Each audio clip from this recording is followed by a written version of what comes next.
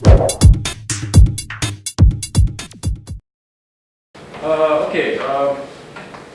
recap what we learned last week. Last week we learned the multi-user scheduling. Okay, so simply speaking, the multi-user scheduling is the scheme where you want to select a user. Okay, you have given resources such as time, frequency, or space, and how to allocate the time slot or the frequency subcarriers into users. That's the question of multi-user scheduling. There are so many users, so who's going to take this time slot? Who is going to take this carrier frequency, this subcarrier? So that's the question of multi-user scheduling. Typically, the multiple access, we can think about TDMA, time division multiple access, or the orthogonal frequency, the OFDMA system. The reason that we think about these two is that this is the system where the resources is time. This is the system you allocate the frequency resources to the users. Okay, this picture basically shows you a basic idea about multi-user scheduling. We always, for any system, TDMA, OFDM, CDMA, LTE, or any system, you have a frame structure. Okay, any system. And this one shows you a very simple frame structure where one frame consists of many different time slots, since this is a TDMA. So we have 7 different time slots right here. For each time slot, you want to select one user. We have 4 different users here. So the first time slot, who do you want to assign? And for the second one, which user is going to use for the second time slot? That's the question of multi-user scheduler. Okay? As an example, as I can show you here, maybe time slot 1, you select user 4. Time slot 2, you select user 1. Something like this, right? And in certain cases, as you can see here, it's not always the equal opportunity for every user. Maybe in this example, what I will show you is that user 1, user 2, these two users are selected only one time, but user 3 and user 4 are selected 2 times. So it's not always equal, okay? Depending on the strategy, scheduling strategy. So this one basically shows you a simple, simplified model. We have 3 different users. For each user, of course, you have a channel estimation block. For every wireless system, you have a channel estimation, right? And the estimated channel is used for decoding the receiver, and that channel estimation block, channel estimation output, the estimated channel is also feedback to the base station or scheduler. Okay. The reason that we want to have a feedback, including the channel estimation or estimated channel, is because that the base station wants to consider the channel condition for each user. Okay? This channel condition, H1, H2, H3, this channel condition can be only measured by the receiver.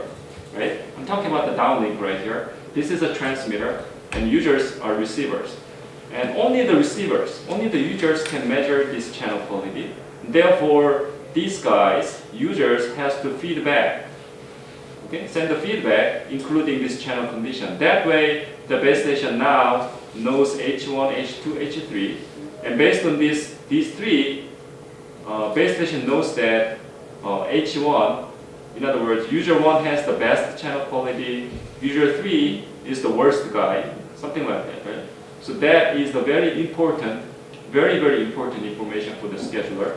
So therefore, for the scheduler, we typically assume that there is feedback. Okay? Remember that we learned previously, we learned many different systems with the feedback, right? So whether you have a feedback or not, that actually have a great impact onto the performance. But scheduling, definitely you should have feedback. If you don't have any feedback, then it's almost blind. Okay? If the scheduler runs blind, then what you can do is just a simple round robin, which is too simple, and there's no such scheduler. in practice. So feedback may not be accurate, may not be exact, but because the channel may change it in a very fast rate, but still the feedback can be a little bit lower, which may not be exactly perfect, but still you may want to have a certain feedback. There are many different parameters that are considered by the scheduler, such as the channel condition is what I just mentioned, priority for each user, queue length, data rate, minimum data rate for each user. There are many different parameters. There are also power-related parameters. The scheduler is so complex because the scheduler needs to consider all these different situations for all these users. There are maybe 100 users. This picture shows you the idea of a multi-user diversity. You may want to remember this term, multi-user diversity. Okay? We learned the diversity several times, right? Time diversity, frequency diversity, there are many different diversities.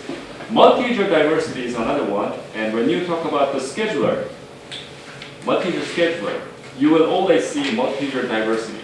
What that basically means is that each user has an independent channel statistics. So as you see in this case, we have 3 different users. The blue one is user 1, green user 2, red user 3. So each user have a different channel condition. Of course, it's a phasing channel, so therefore the channel condition going up and down. But the red, blue, green have independent phasing statistics, right? If those users, those 3 are correlated, they move together. Okay? But that's not the case, right? These 3 are independent. That actually helps us.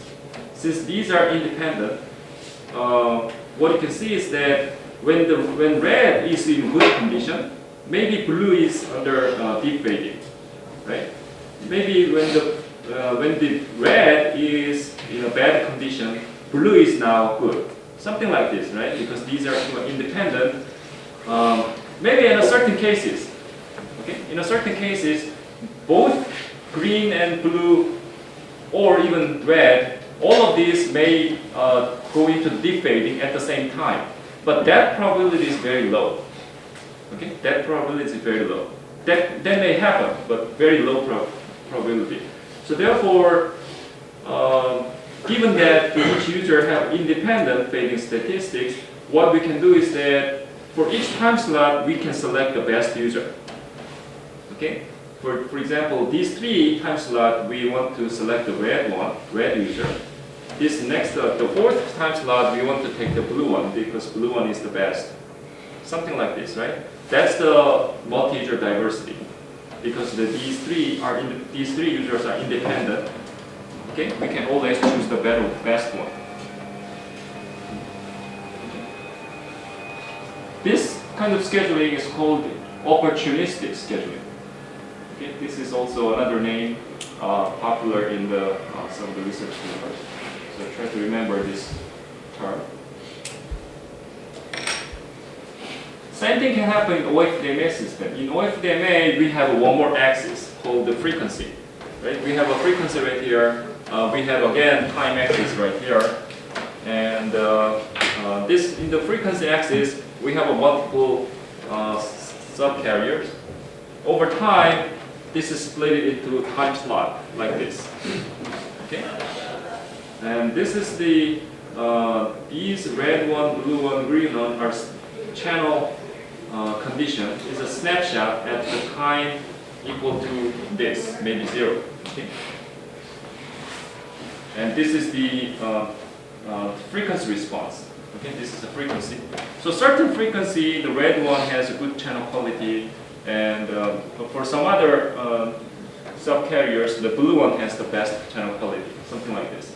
So if you think about OFDMA system, now scheduler has to decide which user you want to allocate for these subcarriers, and who is going to use that subcarriers.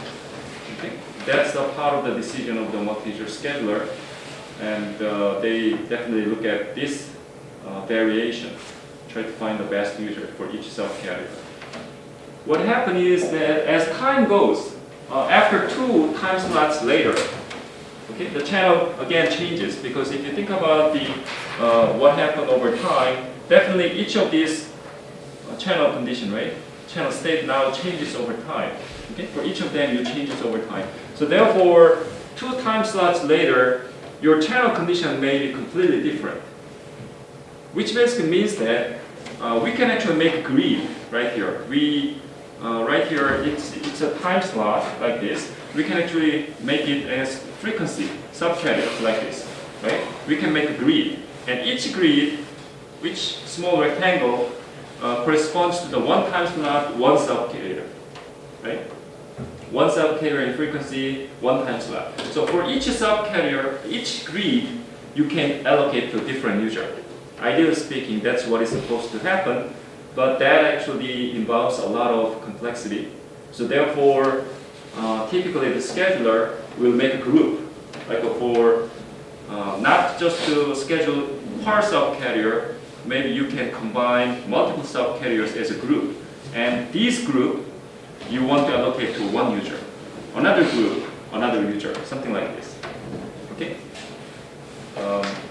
Allocating, considering each subcarrier for each user, that's going to be too difficult. So for example, in practical system, LTE, they make 12 subcarriers as a 1 group. And we call that as a resource block. Okay, that's the name, that's a terminology used in LTE standard. Okay, that's the group, 12 subcarriers. So that's the minimum scheduling unit. Okay? So that's how things work. So this subcarrier, this group, let's say this resource block in LTE terminology, 12 subcarriers. These 12 subcarriers in this time slot, user 1 can use it. For the same 12 subcarriers on the next time slot, another user can use it, right? Because the channel changes over time. Round robin scheduling is the simplest one. This round robin does not look at anything. You don't need any parameters. You don't need any feedback because we are not considering any information in this round robin. You just simply take turns. User 1 and user 2, user 3, and come back to user 1, something like this. Right? This one is the simplest one, and you don't need any information, so that's a good thing. But bad thing about it is that you have less capacity. And capacity is the most important thing in the scheduling, right? Okay. Maybe since you have no feedback and no information required, complexity is less, but complexity is not a concern in the scheduler. Okay? The scheduler should be designed only to focus on capacity. You want to maximize the capacity. That's the main goal of scheduler.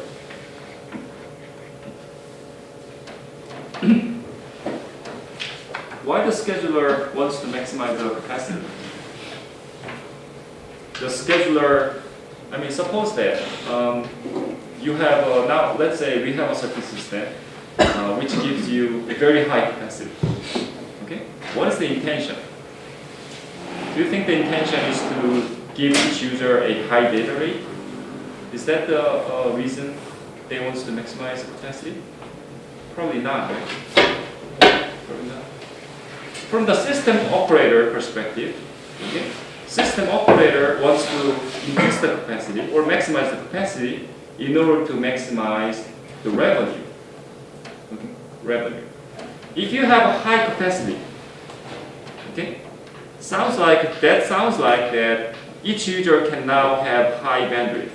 Okay, each user can now download the video, okay, web streaming, things like that. But sounds like that's the case, but that's not the case typically. That may be the case, but the more important thing is that when you have high capacity, the system operator wants to get more revenue, which means that the system operator may give you the same data rate as before, okay? But we have a higher capacity, therefore I can have more users.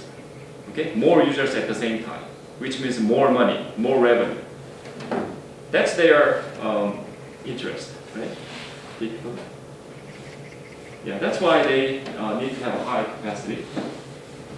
The second one is the maximum SNR or CNR scheduling. Okay, this one is also called opportunistic scheduling. Okay, in this scheduling, what they're trying to do is that they're trying to select the user with the highest SNR. Okay, as I said in the picture earlier, for each time instant, for each subcarrier, you want to choose the best user. Okay, best user is defined by the user with the highest channel condition. That's the best user. Okay, but in this case, think about now a heterogeneous user scenario where here's the base station and here's the scheduler. Some users is close, some users are close by, some other users are very far away. If you use this SNR scheduling, maximum SNR or greedy or opportunistic scheduling, what it most likely happen is that these nearby users will take the more slots, whereas the far away users, they rarely get the opportunity. Okay, that's why we call it as a greedy algorithm. But from the scheduler perspective, okay, capacity perspective, that's the best one. Okay. Now remember that the manager example. Let's think about that for a moment. I'm a manager and I have 3 different guys working for me. One guy has the best performance, right? Another guy has a very, very low performance. In that case, in order to maximize the work that I'm trying to finish, right? I can give all of the job to the best user, best performing guy, right? Same here. That's why we call this greedy algorithm. Mathematically, the user selection can be like this. This is the capacity for user I at the time instant t, time slot t. Okay? For each time slot, we calculate the capacity for all the users and then choose the maximum, choose the best guy. Okay? That's the selected user for time slot t. But the opportunist scheduler or the max SNR scheduler can maximize the capacity, but you are sacrificing the performance. Definitely the best performing guy will take all of them, right? The low performing guy will get very little. So therefore we have some fairness problem. Okay? So you somehow have to balance the capacity and fairness. These two always have a trade-off relationship. So if you sacrifice a performance, typically you can maximize the capacity, right? But you have to think about the fairness somehow. So therefore you can, achieve a little bit lower capacity. So you have to balance. So this proportional fair algorithm is one of the algorithms that try to balance these two, capacity and fairness. The way to do it is this way. Okay? You look at the mathematics like this, right? You calculate the instantaneous rate for each user at time instant t, and you also calculate the average rate within a certain window, right? So for each user, calculate its own average, and compare to its own average, what is the instantaneous? What is the ratio between the current instantaneous rate compared to my average? Okay, my average, let's say, is 1 kilo bps, and my current instantaneous is 1.2.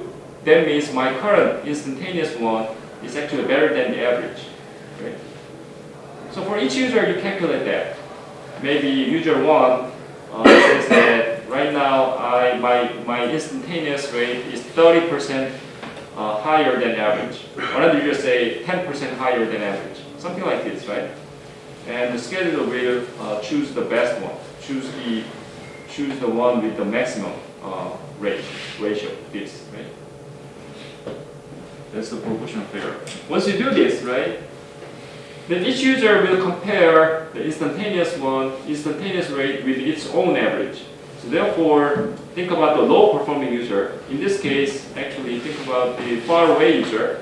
That far away user will anyway have the very low average. Of course, the instantaneous rate is also low, but you think about the ratio, right? This ratio, since this is the ratio, right? You calculate the ratio and compare to with the user with the close by, then this ratio may not be always low. Okay? So that's why the even faraway users can be selected frequently.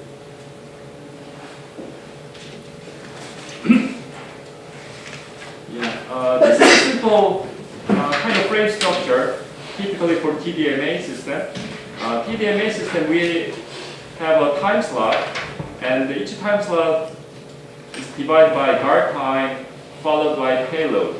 Payload is the time duration where each user can use for data reception or data transmission. This is where actual data transmission is done, and the guard time is the time duration where the user selection is done. Okay? So during this guard time, scheduler will receive all the feedbacks and do all this calculation, and eventually the scheduler will have to decide which user is going to use the following payload. Okay? So user selection is done this guard period. Of course, this guard period is overhead, right? Because this guard time is used only to select the user. So if you want to have a more guard time, that's going to be more overhead. Okay?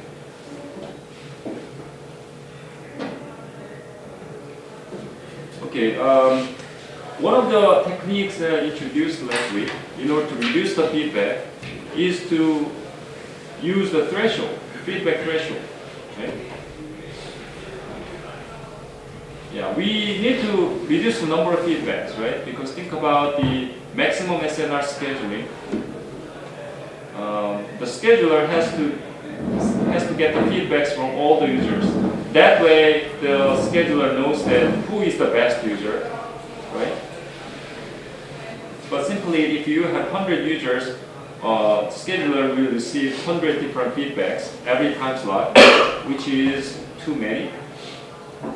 Too much overhead. Therefore, it is very effective to introduce a threshold, right? And distribute the broadcast, this threshold value to everyone.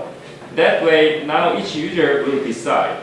Each user always measure its own channel quality. For example, this user 3, which is red one, will always measure its own channel quality. This guy anyway doing channel estimation, right? So you get this value from the channel estimation, and before you send it back to the scheduler, now the user 3 compares its own estimated channel with the threshold. And if this is higher than threshold, okay, now then you can send the feedback. But let's say the user 1 measured this instantaneous, but it's lower than the threshold, then you just suppress the feedback because you don't have to send the feedback. Even though you send the feedback, you are not going to be the one selected anyway, right? You are not involved in competition anyway, so you just suppress it. Okay, only some qualified users send the feedback. This is a very effective way. Now the question you may want to ask is that how to select the value threshold. Okay? So that's the question to be answered, or let's say a research paper, of course, they discuss all that. Okay. But this threshold typically is decided based on the channel statistics. Okay, some channel statistics, not the instantaneous value, but statistics. They look at the channel statistics for all users and do a calculation to try to find out the optimal threshold. Fairness is another important issue, user fairness, right? But fairness is not completely clear because different people may define fairness a little bit different way. Some people say that equal opportunity for every user is fairness, but if that's the case, right? Equal opportunity for every user. If that's the case, then round robin is the most fair scheme, right? If that's the correct definition. But in this case, there's some problem. because users are not the same all the time, right? One user is close by, another user is far away. So if you do this way, right? Even though you're close or far away, if you try to give an equal opportunity, then we have some problem. Many problems in fact. For example, right? One user is far away, and if I give him like the same amount of opportunity, but that guy is too far away, so this guy cannot hear what I'm saying because this guy is too far away. Okay? So he lost. Whatever I say, he lost. Okay? Something like this. So equal opportunity may not be, this one, equal opportunity makes sense if the users are pretty much equal capability. Okay? If the channel condition is similar and the capability are similar, if that's the case, this one makes sense. But think about the heterogeneous user scenario. Okay? Then this one may not be the right definition of fairness. Therefore, the people try to define a little bit different way, and proportional fairness is defined tens of years back.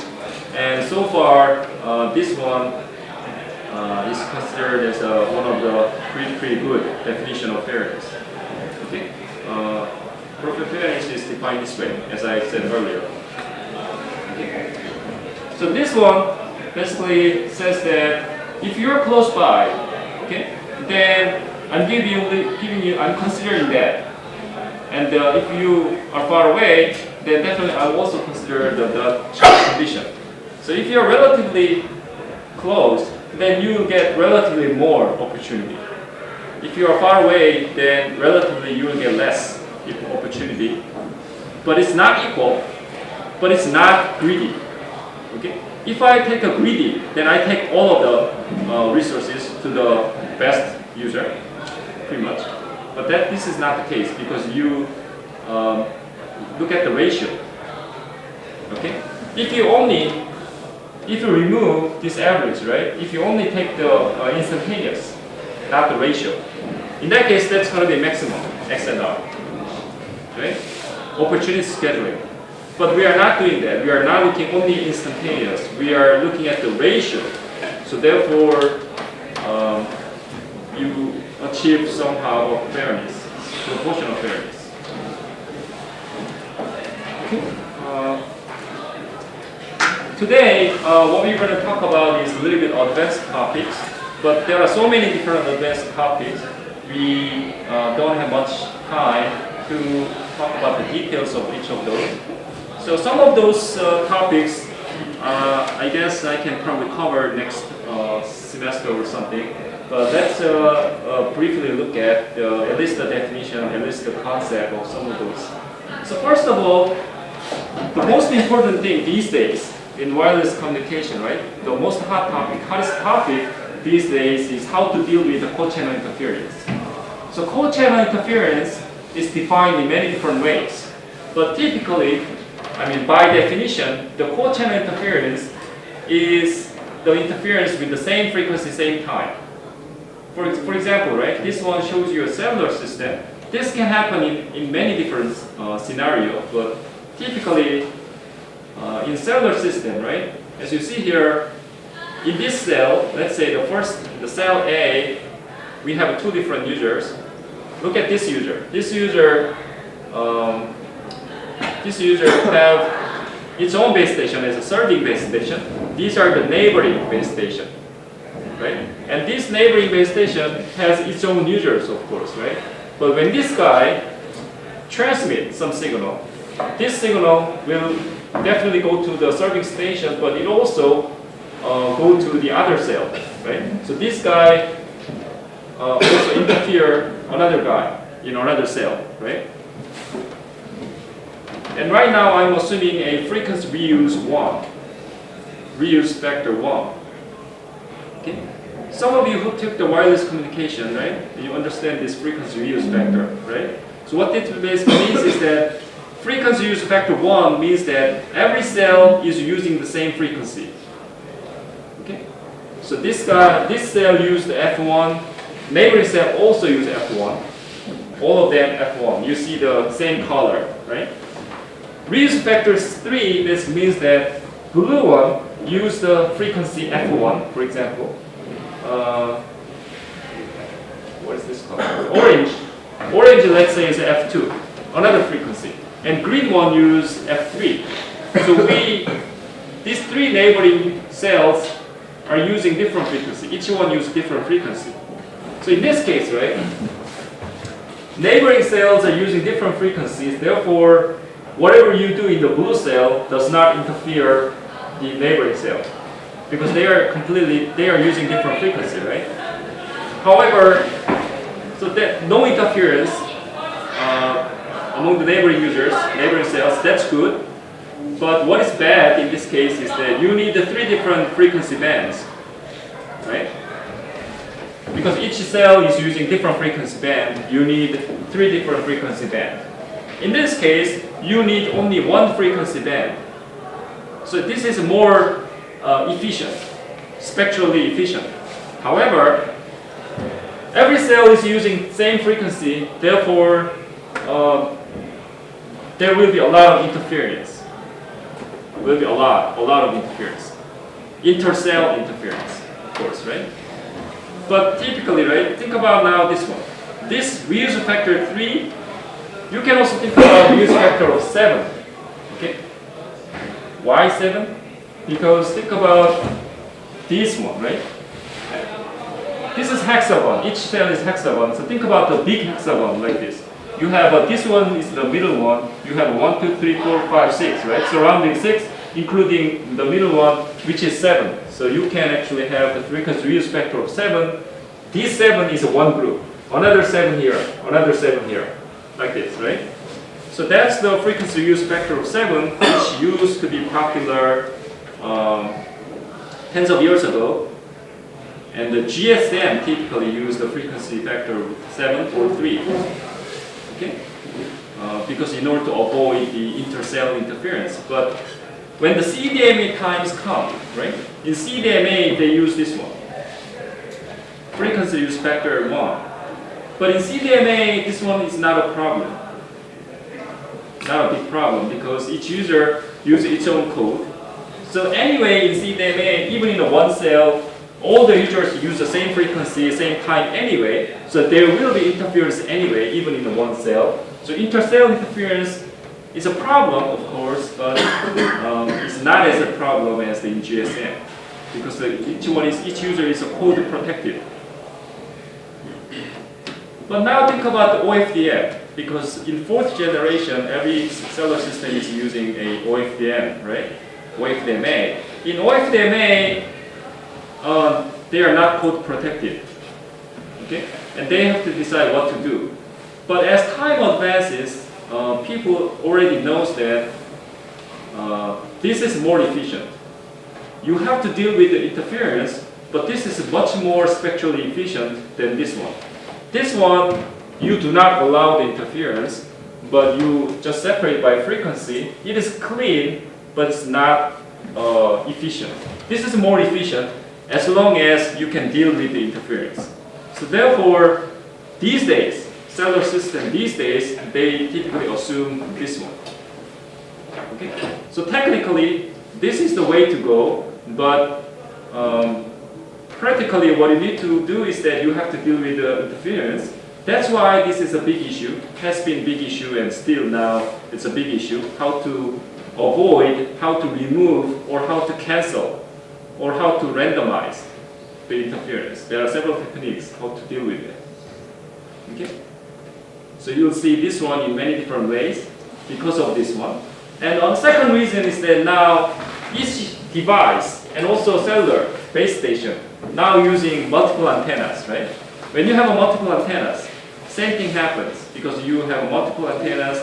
The received signal from one antenna has the interference from the another antenna. So there will be co-channel interference in the MIMO, right? So we have multiple cells. So intercell interference, that's host channel. You will have a MIMO, so therefore there will be co-channel interference also in the MIMO, in the multiple antenna system. So this is the very important thing here.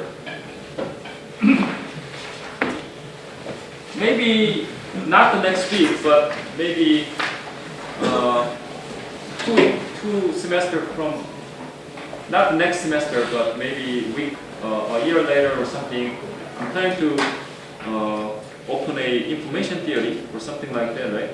And this is a little bit of information theoretical thing. Okay.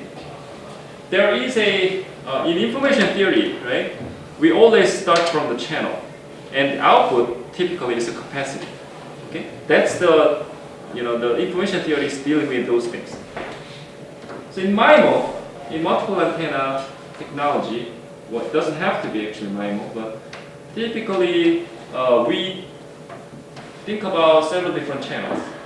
First thing to start is the broadcast channel. Forget about MIMO for the moment, doesn't matter in this case. You have one, let's say, transmitter, and you have multiple receivers. Okay? In this case, it's a base station, it's users. And this guy is a transmitter. And these guys are receivers. So you are transmitting to multiple users. This is the case of downlink in our case. If you think about this one as cellular, this is a downlink. And this one is called the broadcast channel. Right? Because you are broadcasting to everyone. Okay? This is a broadcast channel. So this terminology, right, broadcast channel, is a generic word to talk about this kind of scenario. Okay? Broadcast channel. Now, the thing is that how to do this? That's a question. When we talk about broadcast channel in information theory, right, we are not talking about any specific system. Maybe you can use a TDMA type. Maybe you can send the information to the user 1 first, and then next time slot you can send the user 2, and then next user 3. Maybe you can do it, right? But that depends on the system. That basically assumes that we use some TDMA type of system, right? But in the information theory perspective, we are not assuming any system. Okay? We just make this scenario, and let's try to see what happens. What that means is, this guy is a transmitter, but this guy send the information to all these users at the same time. That's the scenario. Okay? Not just one by one, we just send all of them at once, together. Now then, how can you do it? Okay? These users have different data, right? You need to send the different data to different users at the same time. How can you do that? That's the question. Using same frequency, same time, same thing, same everything. How to do that? That's the question.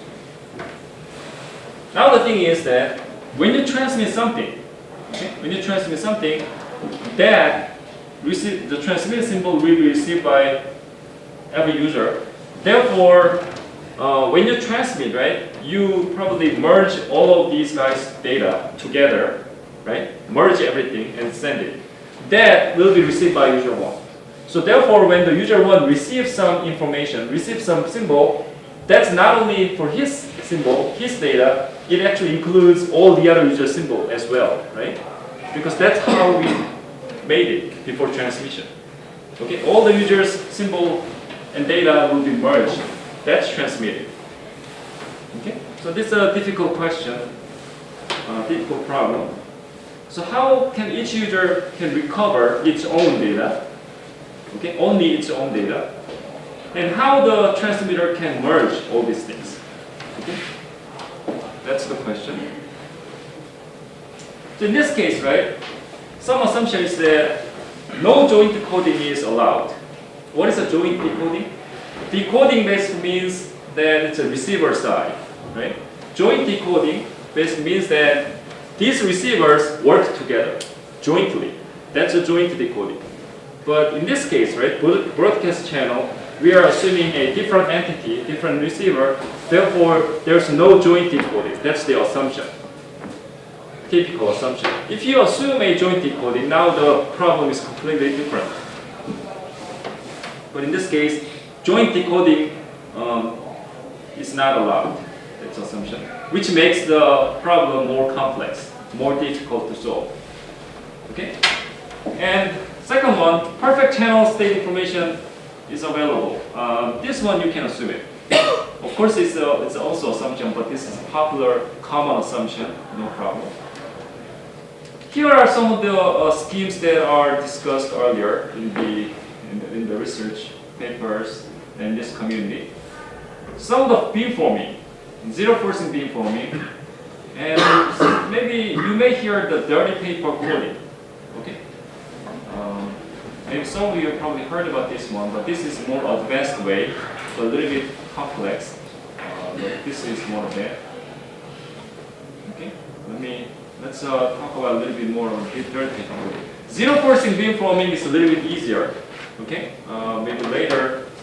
I think I talked about this one a little bit in the minor course. But what had happened here is that, okay, simply speaking, this is what happened. Let's suppose that we have a single antenna for each user. Okay, just for discussion, we have a single antenna for each user, and this guy, let's say, have multiple antennas in the transmitter. In that case, this is the whole scenario. But mathematically, how to make the model is that we can just simply make the multiple transmit antennas and multiple receive antennas. We can just simply make such kind of model. Okay? Even though each antenna is completely different, separated by each user, we can just forget about this one, and we can just think that multiple receive antenna, multiple transmit antenna. Okay? Simply, we can make a model that way. Then we can make the channel matrix H, right? H has a size of number of receive antenna by number of transmit antenna. That's the size of H.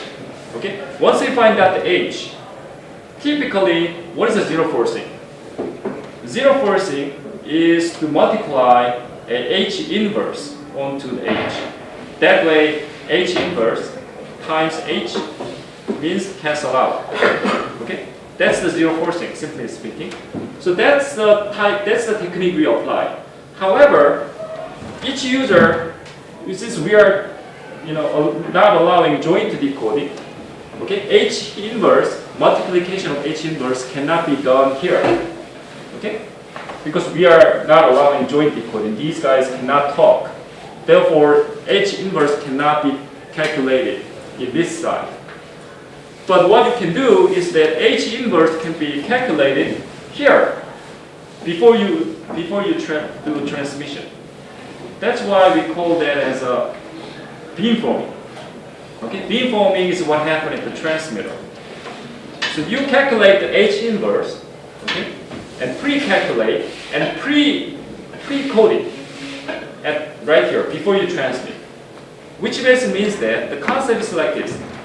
Once you know H, right, then what that means is when you transmit some symbols, you know that how the symbol is distorted by the receiver before you receive, right?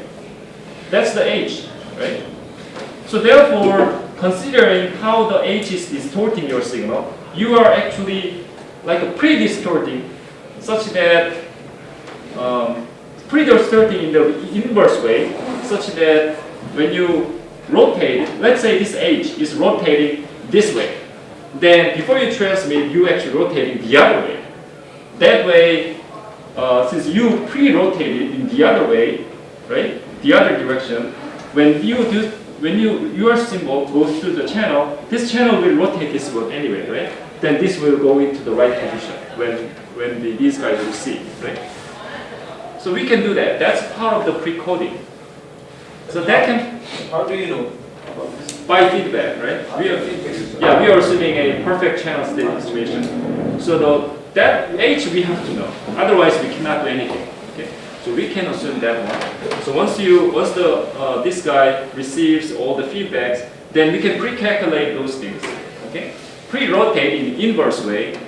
That way, this user don't have to worry about anything. This user doesn't do anything. This user will receive what it's supposed to receive. Because all this pre-calculation, pre-coding, all this done in here. That's the basic approach of doing this. So that's this one. Dirty paper coding is similar concept. Very similar concept. However, the difference between the zero forcing and dirty paper coding is that in this zero forcing, you basically take a H inverse. But when you do the H and H inverse, what happens is that your performance, in this case performance is defined by the error rate for each user. The error rate is pretty good when the channel condition is very good. But the channel condition, let's say our average SNR is pretty low, in that case, what happens is this H may have a very low value because channel condition is low, right? Now the H is a matrix, right? You have some small value. Now think about the H inverse.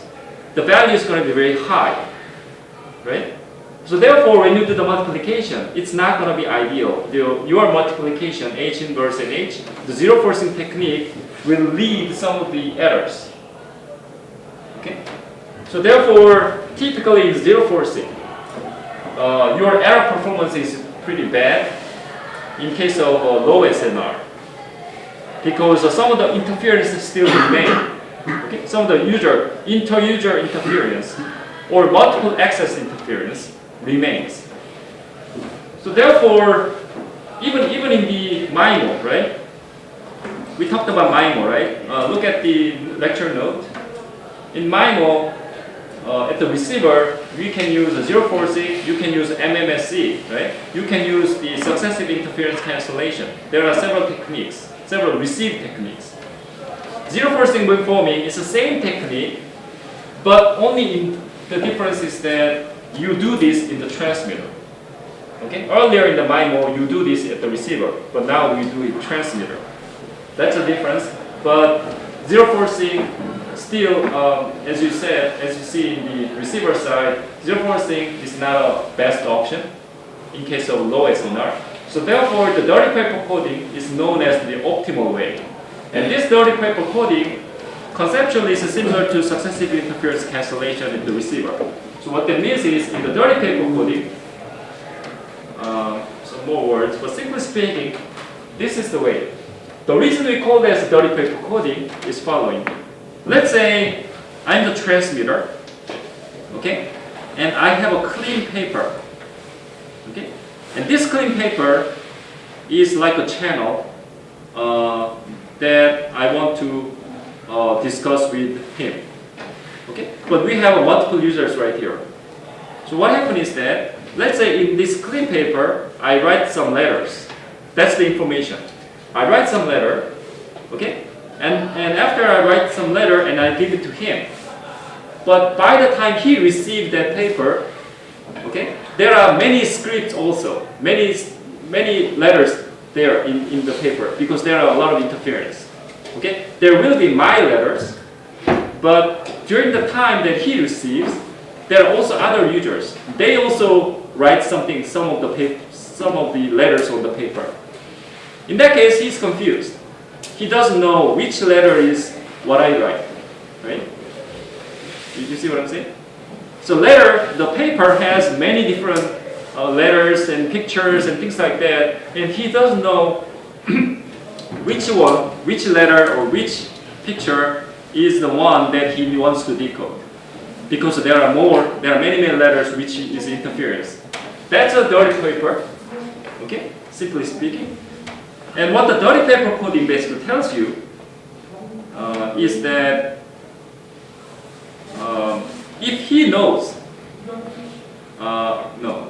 if I know, right, I'm the transmitter, if I know the channel quality, like by the feedback, right?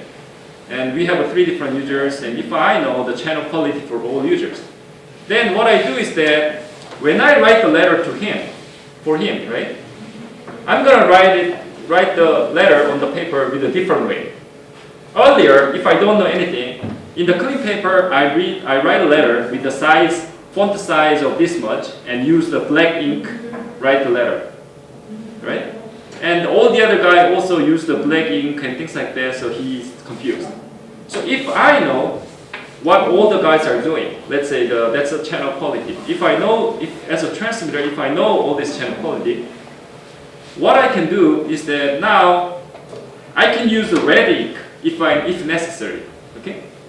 Or I can make the font size bigger. I can actually make it a little bit distinguished of my letter, right?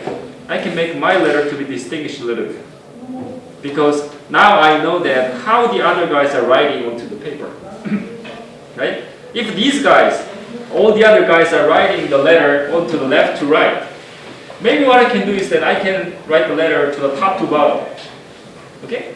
I can make my letter to be distinguished. That way he can understand, okay? Once that happens, then that basically same as there is no interference.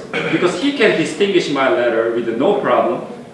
That basically means that actually that paper has full of paper, full of letter, that's not a problem.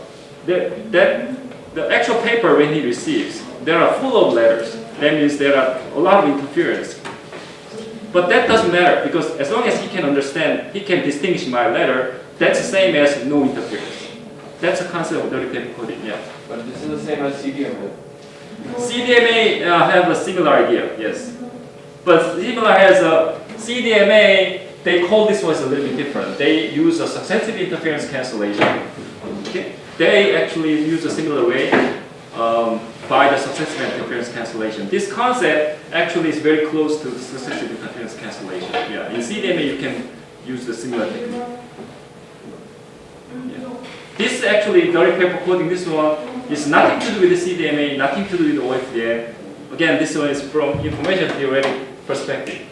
Okay? You can apply this one in the CDMA using SIC, successive interference cancellation. You can apply this concept into other system. Okay? Modify it into other system. But general concept. You see what I'm saying? Okay? That's a concept of dirty paper coding. Again, you have to update the receiver again and again. You have to update the receiver again and again? Yeah, actually if you are changing the coding technique, actually you are changing the coding technique. Okay, that basically means that the receiver is eavesdropping. Somewhere. Is that what you're saying? Let's say the how the receiver will know that now you are writing from top to bottom? Yeah, that's the thing. But I'm just telling you the example. I'm just telling the example. But when I say the top to bottom, right? What that basically means that I'm pre-distorted. The similar way that I discussed earlier in the zero forcing. Okay, I'm just giving you an idea. But what I'm saying is that if I understand, as a transmitter, if I understand what other guys are doing into the letter, into the paper, right? Then what I can do is that I can take a certain way, such that my way of writing is different from other guys, so that you can understand. That's a concept. When you apply this concept into, let's say, CDMA, SIC is one of them. How to apply this one into actual system. Okay? Or maybe you can take this one into another way, into the another system. Typically, right now, successive interference cancellation, which is used in CDMA and which is also used in MIMO, that is one of the systems that is close to this concept. But again, this one, I'm talking about the concept only, right? As you said, maybe there may be a necessary that we discuss. We make a protocol, maybe necessary in a certain system. That's your question, right? Maybe certain system we may need to have such a protocol, maybe. But again, the concept is like this. Okay. But that's a concept. But how to do it a little bit in mathematics is that here, as you see, is a QR decomposition. What is a QR decomposition? Whenever you do the successive interference cancellation, you will see the QR decomposition. Okay. Any matrix. Okay, we have a lot of decomposition, right? Matrix decomposition. You have eigenvalue decomposition, singular value, QR decomposition, LU. There are so many of them. Cholesky, so many of them. Typically, QR decomposition is the one where you choose one symbol and decode it, and from this decoded symbol, you are going to subtract subtract the decode symbol from the received one. Okay? Okay, let me draw a little bit here. Simply speaking, right?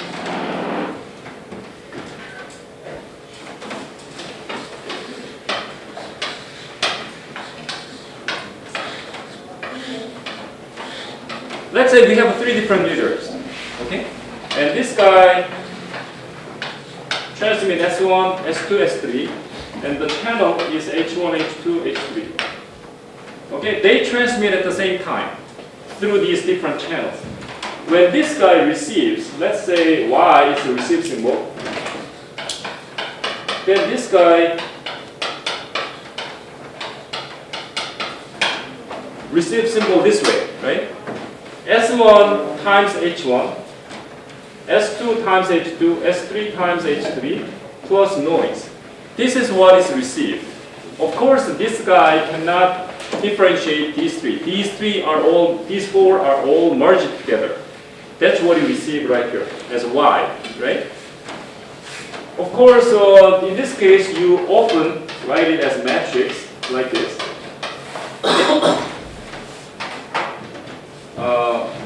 What happened if the Y, the goal is that you want to recover S1, S2, S3. That's the goal. But you cannot do that simply because all these are merged together, right? In other words, I'm here, I'm the base station. There are 3 guys here. 3 guys that talk to me at the same time with the same language. I cannot basically distinguish, right? I cannot understand. That's the problem now, right? Now, what happened is that if I know H, okay, if I know H, then maybe I can try to multiply H inverse right here. Okay, that way I can recover S. Okay. Once you do that, right, maybe you can recover S1, S2, S3 all at the same time because you multiply H inverse. However, you are not 100% sure that you recovered S1, S2, S3, but those may not be correct. Okay? You recovered S1, S2, S3, but you are not so sure that's correct.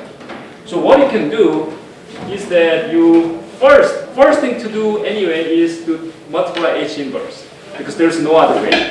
It's all mixed together. So only thing you can try to do is to, for example, just to take the basic decoding like H inverse, multiplying H inverse. So once you do that, right, you recover these 3. But now, since you know the H, H1, H2, H3, now you know these 3, so at least you understand, you know that who is the best user. Maybe one user has the very bad, very good channel quality, another user maybe is the worst channel quality, right? So based on that, you know that who has the best channel. At least you know that, right? Once you know that, that basically means that whoever has the best channel quality, that guy is probably the most reliable user, right? Because one guy is very close by, okay, channel quality is good, so therefore, when I recovered S1, S2, S3 by multiplying H inverse, maybe S1 is recovered most reliably because this guy has the best channel quality. You see what I'm saying? Okay? So given that, when I recover S1, S2, S3, I just take S1 because this one is the most reliable guy, reliable symbol. I just decode S1, and this is the final decision for S1. However, S2, S3, I cannot 100% believe that if I recovered correctly. So what I do is that I can put these 2 back to here, okay, and I do recalculate. But when I do recalculation, I already recovered the most reliable one, right? I already recovered S1, which I believe is the most reliable. So what I'm going to do is that, since I recovered this one, let's do it this way. When I multiply H inverse, right? Let's say, when I multiply H inverse to Y, then you somehow recover S. And this S has S1, S2, S3, and this one is just estimated. like S1 hat, S2 hat, S3 hat, right? But if H1 is higher than all the other, right? Then I believe that the first user is most reliable guy. So therefore, even though S1 estimate, I'll just take this one as S1. So I just simply think that for S1, I recovered it correctly. That's my assumption. Okay? So once you do that, right? Then now I recovered S1. And from this, from the received symbol, I multiply this, I subtract this one. From the recovered one, I multiply each one again and subtract it. And make another y. Let's say y hat. Okay? Then y, what is y hat? Now y hat has this one, right? S1 is gone because I already recovered S1. Okay? And I still have S2 and S3. Because even though I temporarily recovered S2, S3, I cannot delete this guy. So I only take this one and decode it. Okay? And I subtract it from my original receive symbol and this one, right? And this one, again, can be written by H hat, S hat plus N, right? And from this, again, I do the H hat inverse, okay? And among these H2, S3, I choose the better one and recover only S2. Okay, I keep doing it. You see what I'm saying? This is a successive interference cancellation. That's the concept of also dirty paper coding. So even though I want to recover 3 different guys, right? Okay, when I receive all this, I try to recover only the best user signal or most reliable user one. Okay, and then if I recover that guy's symbol, I subtract that guy's symbol from all the others, right? From my receive symbol, I subtract it out. Okay, once I do that, okay, my remaining receive symbol only a function of all the other guys' symbol. Okay, I do the same step. I do the iteration like that, and then among the other remaining users, okay, I recover the most reliable out of that. Okay, and keep doing it until you recover all these things. But in order to do that, right, I need to know who is the best user. Okay? How to do that? By QR decomposition. Once you do the QR decomposition, right, then one matrix, in this case H matrix is now split or decomposed into Q multiplied by R matrix, right? Right? And in this case, R matrix has a lower triangular or upper triangular, right? Which means that now from this one you can find out which user has the highest eigenvalue or highest reliability. Okay? This procedure in QR decomposition is the same as the orthogonalization, Gram-Schmidt orthogonalization. It's the same step as this one. Okay. So CDMA, the SIC, successive interference cancellation, they use a similar process. Now let's think about the multiple access channel. So earlier we looked at the broadcast channel, right? So we have one transmitter, multiple receivers. Think about the downlink. That's the broadcast channel. In this case, it's a multiple access. Now the users are the transmitter. Base station is the receiver. Okay? Then multiple users are trying to send the data to the receiver. Okay? This is a multiple access channel. This is even more difficult. Okay, that's typically in cellular system. That's typically uplink. Okay, the one that I just mentioned, right? That the concept. That's the multiple access scenario. Okay, this is a little more difficult. These are some of the assumptions and some of the things that you can do. The receiver, simply speaking, receiver can use some linear decoder like a zero forcing or MMC. The reason is that, again, think about this whole system as the regular MIMO. We have a multiple transmitter. This is a transmitter side. So let's say you have a 1, 2, 3 multiple transmit antennas. We have a multiple receive antennas. Okay? And the receiver, you can do the joint decoding because here, this is a receive antennas, and these are all co-located at the same station. So you can do the joint decoding. But encoding side, you cannot do anything. You just, whatever you have here in the first antenna, you transmit. Second antenna, third antenna, you cannot do the joint encoding, okay? In this MAC, in this multiple access channel. But joint decoding is possible. Therefore, you can apply whatever receiver technology here. Okay? And this, how to do the multiple access channel depends on how many antennas at the receiver, how many antennas at the transmitter. Typically, if you have more receive antennas, okay? Let's see. If the antenna, the receiver, number of antennas at the receiver is smaller than transmit antenna, then it's a little bit more difficult. Simply speaking, right? Let's say you have 5 different users, 4 different users. Each one has 1 antenna. Then we have 4 antennas. Receiver, let's say you have more than 4, let's say 8 different antennas. Then actually it's a little bit easier. What we are trying to do now here is that each user transmits its own data, right? As you can see in this mathematics, right? Let's say xi, x1 is the first user's transmission, x2 is the second user, right? And first user has the channel h1. So x1 times h1, x2 times h2. That's all merged here when you receive, right? That's what it is, like this. So that's what you receive. Okay? From this y, the question is how to recover x1, x2, x3. That's the question here, right? The one that I described in the blackboard. That's very difficult, of course, right? That's the question.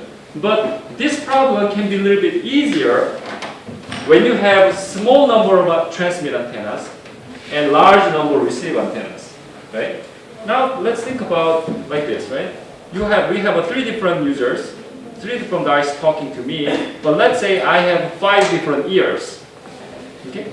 5 different ears. Maybe it's a little bit easier. That's what I'm talking about here. But let's say we have 4 different users talking at the same time, but I have only 2 receive antennas. It's pretty difficult. Okay? So the number of antenna matters. That's what I described here. If the number of antennas at the receiver is larger than transmit antennas, a little bit easier. Because there are several techniques like zero forcing MMSC, there are some techniques to do it. But if that's the other case, let's say number of receive antennas is smaller than transmit antenna, then it's a little bit difficult. There's no clear solution known so far, but somehow the user scheduling has to be involved.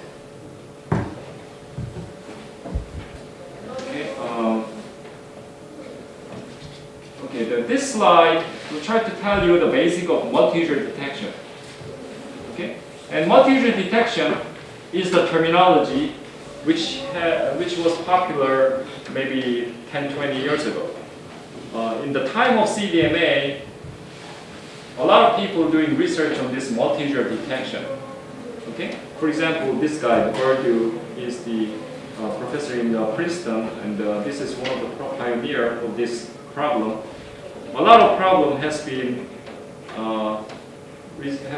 investigated, okay, and in the multi-user detection. But simply speaking, multi-user detection is almost the same as this multiple access problem. Okay. In the multi-user detection, you will see the successive interference cancellation. This is what I earlier mentioned, right? And what I just described at the blackboard. What I do, in this case, what you can do is that you have multiple users, and the receiver tries to detect each user's data. So that's called the multi-user detection. And what you do is that since there is interference between the users, you are trying to recover. Here you see the decision made for strongest user first. Okay, you want to decode the strongest user's data first, and from that you want to subtract it out from the receive symbol, right? And if the user one's data is correctly recovered, then since you subtract it out, okay, user one is out of the picture. Okay, and then you are trying to recover the second strongest one, third strongest one, and one by one. Okay, that's the successive interference cancellation. But in this black diagram, what you see is that this is the receive symbol. Okay, you do the linear CDMA receiver, you do the decoding first. But this is not a full decoding. This decoding is for only the strongest user, right? And you make a complete decision for the strongest user, and then you feed it back in order to subtract it out. And you subtract out the strongest user, and then do the same processing again, and make a decision for the second strongest user, and subtract out again. Okay, you keep doing. Okay, that's why we call this successive interference cancellation. We do it one by one, successively. There's a concept also called the parallel interference cancellation. What you do here is that this is again receive symbol.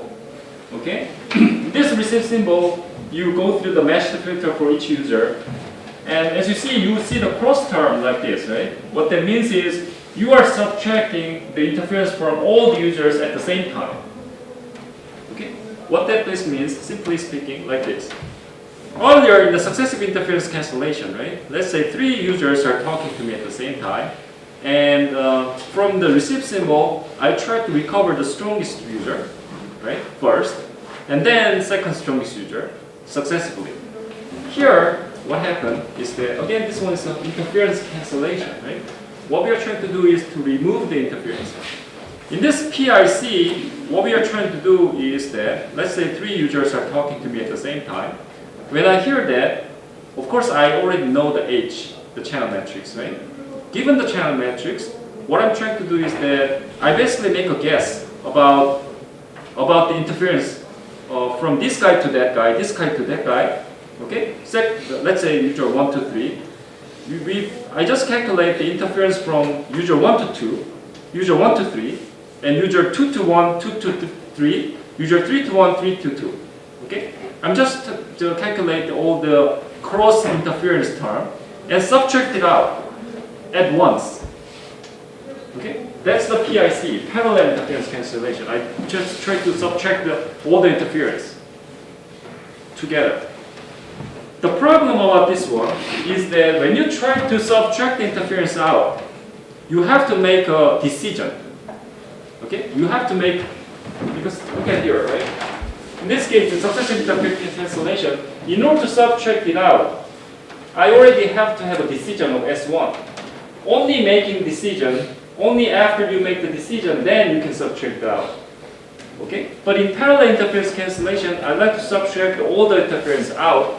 Therefore, which means that I have to make a decision for all these symbols. Okay? First, you make a decision for all these symbols, all together, make a final decision, and then subtract it out. Okay? After you subtract it out, you want to recalculate this one again and retune it again and again, all of them together. In successive interference cancellation, you do one by one, but in parallel interference cancellation, you make a decision for all these things and then update this one, update all this, update. That's how things work.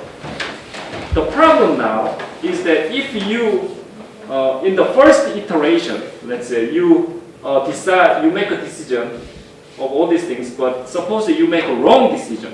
I mean, that may happen, right? At the first iteration, if you make a wrong decision for any of these, that will propagate. Okay?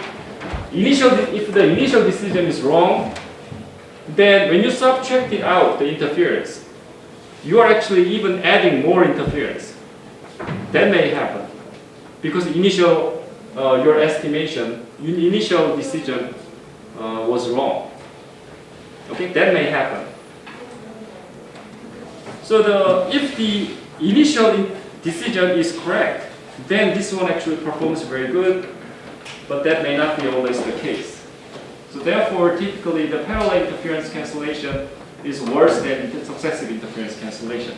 Because in successive interference cancellation, you are trying to recover the most reliable one first, right? Most reliable one first.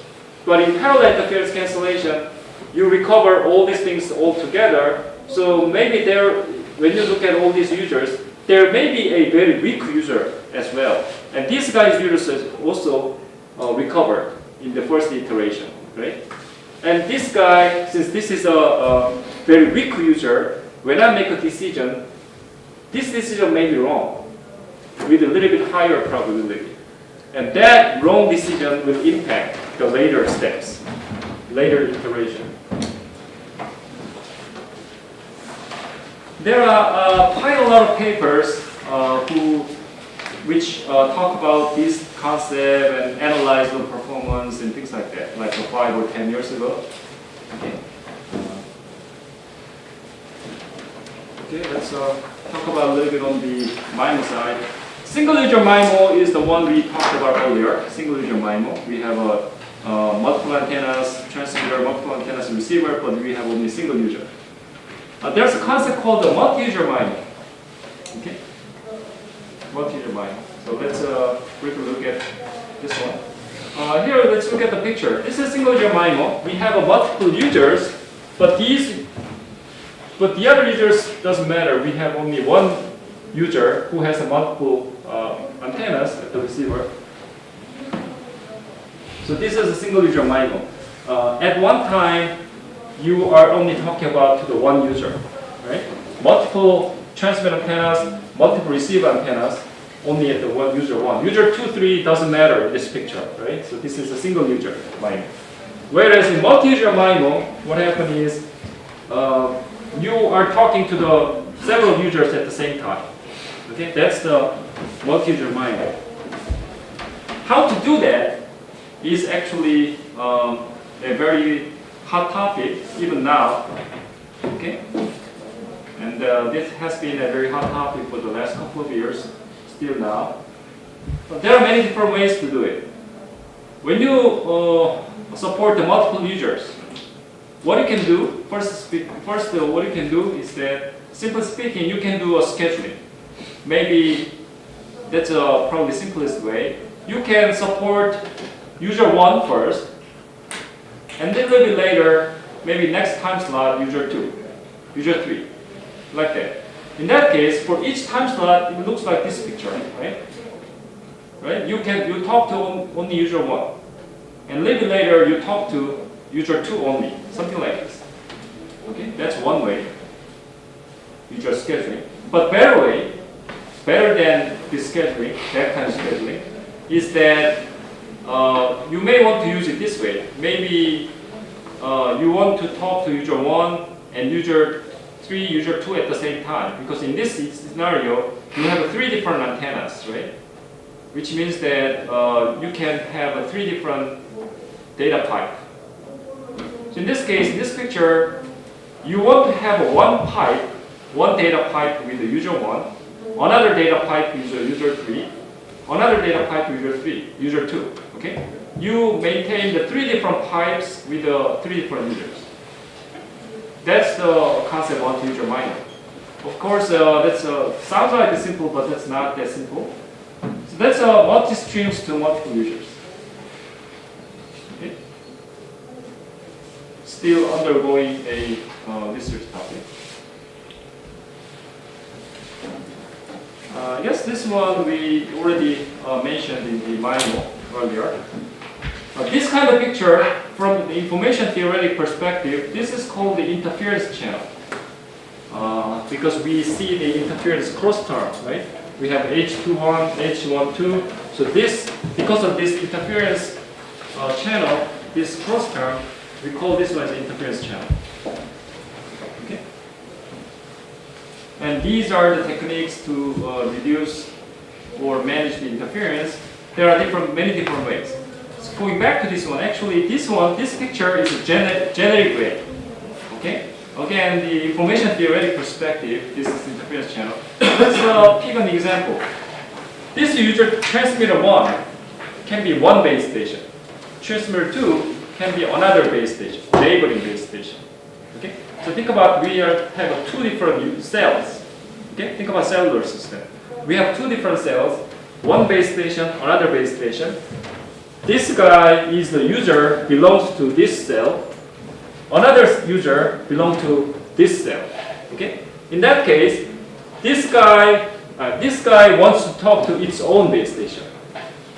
The user 2 is going to only want to talk to its own base station, of course, right? But then that will not be the case, because there will be when this guy transmits.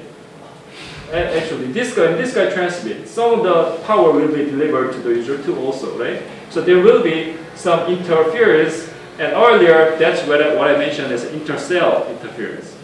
So this is a generic way to represent such things. Intercell interference, or let's say that's a multiple access interference. Let's reverse the arrow. Okay, going to this one to that way, this one to that way. Then these user 1 and user 2 transmit at the same time. Both one now will be merged here, right? So it's kind of multiple access happens in this case. Okay, so this is a generic channel. In cellular, you have to apply many different ways in order to reduce interference. These are some of the methods to do it.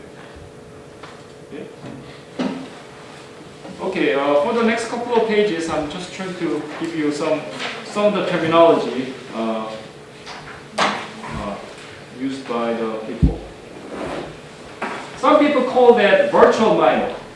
Maybe somewhere in context you may hear this words, virtual MIMO. Or someone called this virtual MIMO as a network MIMO. Okay, network. That's a similar concept. Network MIMO, virtual MIMO. So the concept is simple. What this basically means is following. In this, let's say we are thinking about cellular system again. We have a base station here, another base station into another cell. Okay? Now then, let's say this base station has, let's say, two antennas, two transmit antennas. Another base station has two transmit antennas. And let's say user right here, actually this user is located at the cell edge. And let's say this user has only two receive antennas. In that case, what we can do actually is that we can construct 4x2 scenario, right? Because of here we have two antennas, another two here, and this guy also receive antenna 2, right? So combining these two transmit antenna and these two transmit antenna, we can consider that as a 4 transmit antennas and 2 receive antennas. So that's a 4x2. So in order to do that, in fact, the actual 4x2 is that you have 4 antennas here and 2 antennas here, right? That's 4x2, actual 4x2. But considering a virtual MIMO or network MIMO, you can actually consider that these two and these two are like combined together and make a 4 transmit antennas and here 2 receive antennas. We can make it that way. In order to do that, what we have to have is that this base station and the other base station has to talk. We have to have a backhaul network. That's called a backhaul network. Backhaul. Okay? Networks, typically these networks talk each other. Even now the base stations talk each other. Okay, that's called the backhaul communication. Using those backhaul communication, we can conceptually think about that we have 4 different transmission antennas. Okay, we can actually make once you have a backhaul communications, there are many different ways to operate this system. For example, right? Let's say for this user, typically this user is at the boundary, cell boundary. Therefore, this user has a very low channel quality, right? So if you operate this scenario as a regular cellular system, this guy is in a very, very bad condition. Because let's say this guy belongs to this base station. In that case, these two guys only talk. But when this guy transmits, this transmission only delivers to this base station.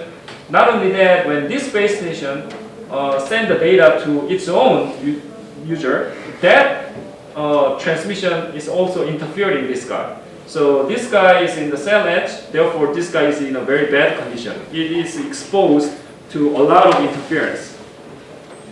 So given that, what we can actually do is that when these two base stations can talk, then these two base stations can join force and help this user together. Let's say we have some data to transmit.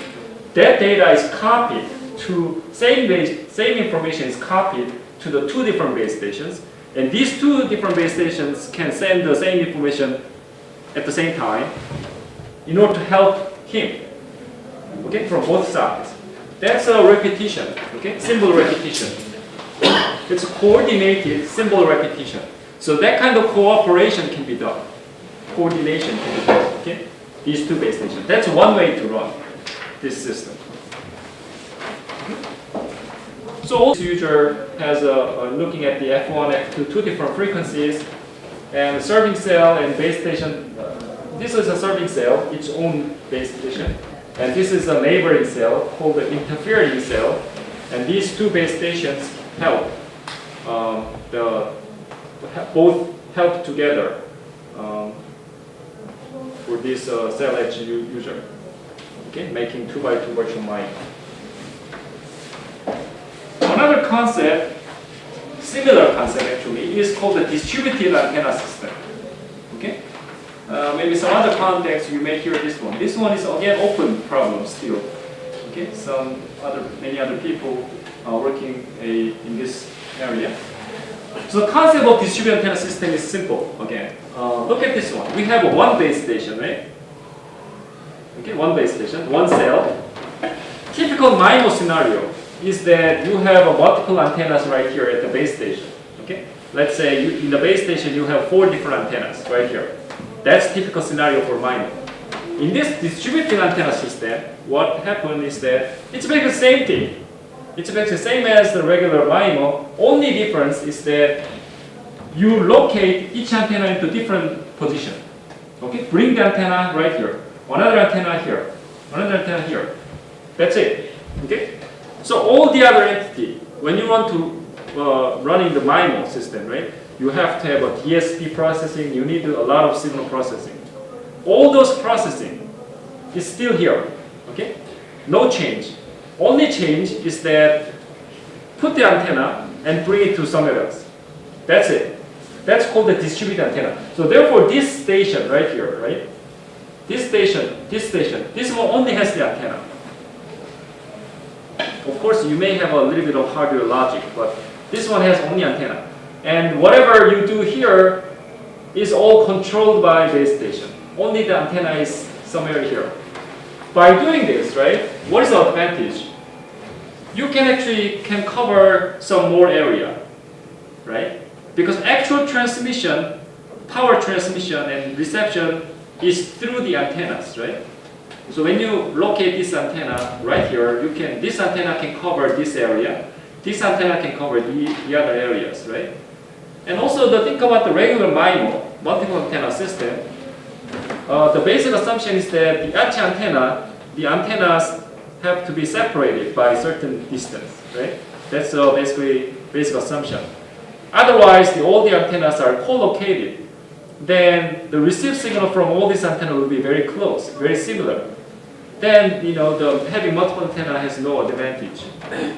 Okay, so putting the multiple antennas separated enough, that's actually better solution. But this one actually makes a little bit complicated scenario because typically, right, when you run the multiple antennas right here, we formulate some optimization problem. And typically the optimization problem depends on the power allocation. You always have a power budget, certain power budget, right? Let's say now we have 4 antennas right here, okay, co-located as a regular MIMO. Now then, we have some amount of power budget, this amount of power budget. since the 4 antennas are co-located right here, what you can do is that maybe for first antenna, if that actually has a very best channel condition, you can have a more power allocation to that antenna. Okay? And the last antenna, you can allocate very small power. You can do that, right? Remember that that is actually better solution rather than equal power allocation. Remember that? We talked about those things in the MIMO course, right? And earlier when we talked about MIMO. So you can have unequal power allocation. That's actually a better solution in MIMO. However, in this case, right, that may lead some problem because now antenna is all distributed like this, right? So for some reason, let's say you want to allocate very high power onto this antenna, very small power onto this antenna, right? Then now the problem is that since this one has high transmit power, this one suddenly make a large coverage. This one has a small power allocated, suddenly it has a small coverage. Okay, now the coverage changes, which may be a problem a little bit. So therefore, now our complete approach, our constraint, when you look at the optimization problem, the total power constraint does not apply anymore. So we have to think about a little bit different constraint onto our system optimization. So the problem becomes a little bit different, quite different actually. But anyway, the main benefit you can get out of this is that higher capacity, more coverage, things like that. Okay. Again, a really interesting topic. The last slide. Cooperative multiple point. It's short for COMP. This is part of your actual standard LTE, LTE Advanced actually. LTE doesn't have this one, but LTE Advanced is the next wireless standard that has COMP, and this one is one of the main things in LTE Advanced. What this COMP basically tells you is basically similar approach. It's a multiple point, cooperative multiple point. And point here is the base station. Right here, you see that this is again cellular system. You have one base station. It's called the E node B. And E node B is the word that European guys use for base station. Okay? It's the same as base station. In 3GPP LTE standard, they do not call that as a base station. They call it as E node B. And for user, they do not call that as a user or a mobile station. They call the UE, user equipment. Okay? So it's just how to call this. So this is a base station, another base station, another base station. And what this called as a cooperative multiple point means that these base stations are now cooperating. Okay? How to cooperate? There are many different ways. One of them is what I already mentioned, right? There's a satellite user. These guys send the same information together just to help you. That's one way. Another way is that these two guys may be giving him the different frequencies. In that case, it's just not automatically added because these two different base stations allocating in different frequencies. So this guy basically talk to two different base stations at the same time and recover whatever this base station sends using F1 and recover the other base stations using F2. Okay, recover those two with using different frequencies and combine later if necessary. Okay. So using the backbone network, base stations now talk each other collaboratively, right, and help the users. But main intention about this COMP and earlier the distributed antenna system and also this virtual MIMO, all these things, the main intention is to help cell edge user. Okay?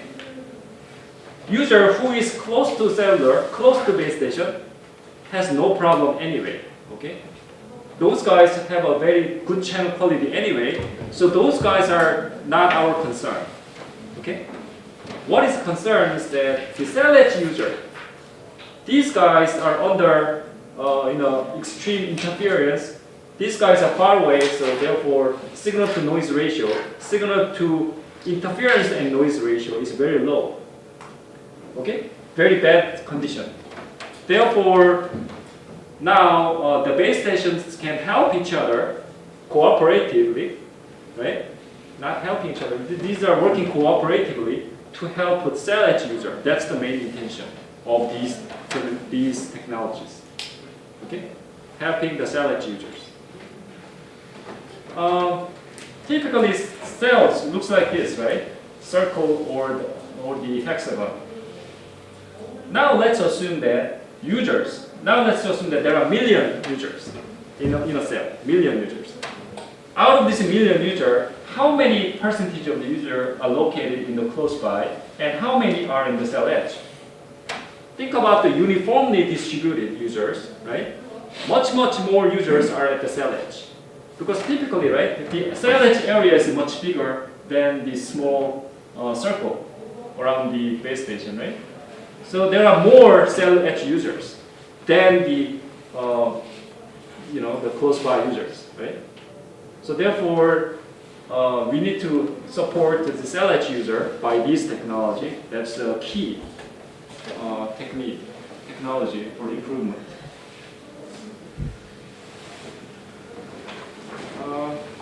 Okay, that's it for today. Any question?